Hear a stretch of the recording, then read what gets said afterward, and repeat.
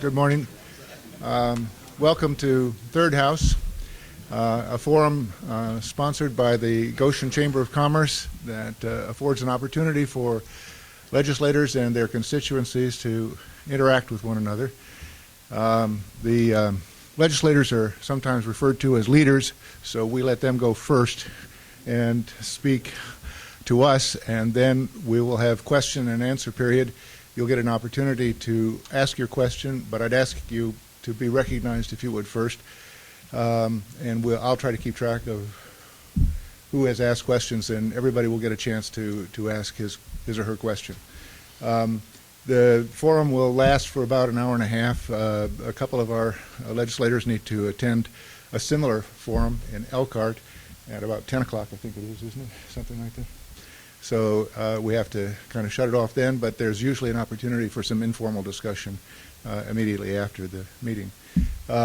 We'll begin today by calling upon Wes Culver. Is that all right? Yep.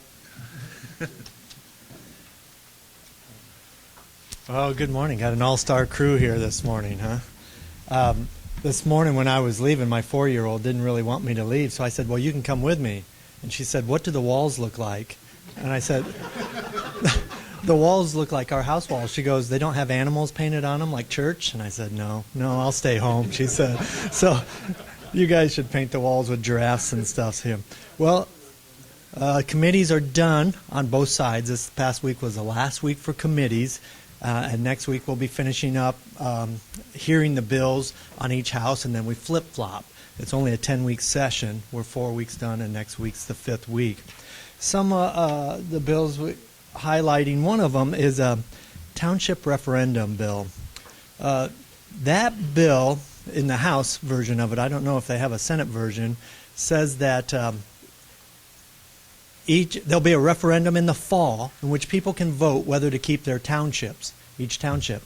And what's interesting is, I like townships in Elkhart County. I think they save us money because the volunteer fire departments mowing the lawn and things like that.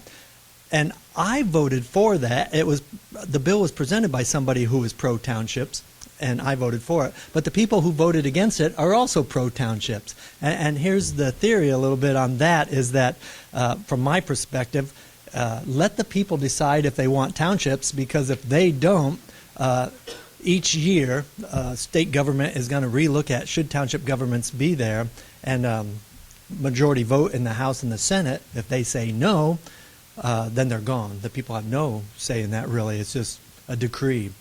The people who voted against that bill are saying, boy, we're risking it. If we have a vote in the fall referendum, the townships could disappear. Not only that, it could be piecemeal and be inefficient. Some township, in each county, there could be some townships that the county run and some townships that they don't. So that did pass and go out of the House. I don't know what will happen when it goes to Senate, and I don't know what will happen if it does, when it goes to the governor.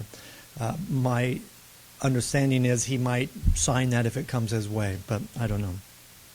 Another bill of interest, perhaps, is public access, that people cannot be denied copies of public papers and materials, and there's more freedom of getting, not speech, but freedom of getting that information, and that the public has to the government has to allow access to that and make copies. They can charge for those copies or the reasonable fee, but they have to provide them. Another interesting thing, which I think could hit Elkhart in the next few years, something that's happened in Marion Township and Bartholomew County, in Marion County, is with courts. And what they're working at is they are taking traffic tickets and adding $25 or $40 per traffic ticket and funding new courts. Not traffic courts, but just courts. They give that money to the state because the state now has to pay for courts, but they're saying we're short on courts. And so that's a real close discussion balance, as there's many people for it as against it, because some say it's a tax and we don't need more of that. And other people who are for it are saying, well, it's a user fee. Those who are using the courts are paying for the courts, and we need more courts. And this money is going, like in Bartholomew, for specialty courts. The movement that's happening across the state is to get drug courts, family courts, different kind of courts like that they say are more efficient. But here in Elkhart County, we can't afford another court. But if that has happened in 2 counties this year, if it goes all the way through the system, that might be something that we see happening here in the future. Also, something with courts, there's been an interlocal agreement. I forgot to write down what counties, but there's some counties that are getting together and saying, we want to pool our judges, because sometimes our judges are slow in a particular area and the county beside us is busy in a particular area, and we want to pool those courts, and that was passed. That ties to Judge Shoemaker from our own city was put on a statewide commission with like 5 judges to do a study what could make courts more efficient, and that's what they came up with. They said courts should be regional, because like Elkhart County, we're busy in our courts, and there's some counties like LaGrange that are not as busy. And so they're saying, let's pool these together and make ourselves more efficient so we don't have to hire more full-time judges here. We'll pay LaGrange for our use of them, and if they use ours. So I think we might see a trend in that regional stuff going on. Another bill passed through the House is that provisional real estate tax bills would be mandatory and not optional.